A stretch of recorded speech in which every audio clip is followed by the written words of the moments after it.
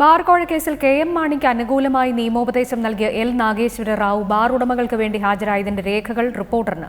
കോട്ടയം ഏറ്റുമാനൂരിലെ മാളിക റെസിഡൻസിക്ക് വേണ്ടിയാണ് നാഗേശ്വര റാവു സുപ്രീം കോടതിയിൽ ഹാജരായത്.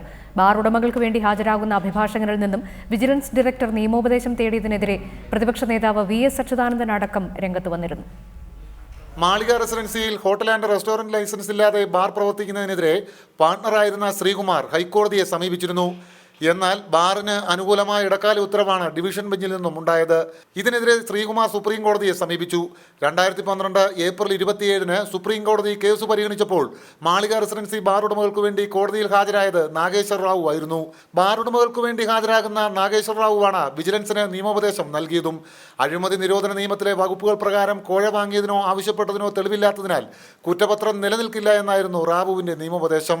ഇതിന്റെ അടിസ്ഥാനത്തിൽ മാണിക്കെതിരെ കുറ്റപത്രം സമർപ്പിക്കേണ്ടെന്ന് വിജിലൻസ് തീരുമാനിക്കുകയായിരുന്നു.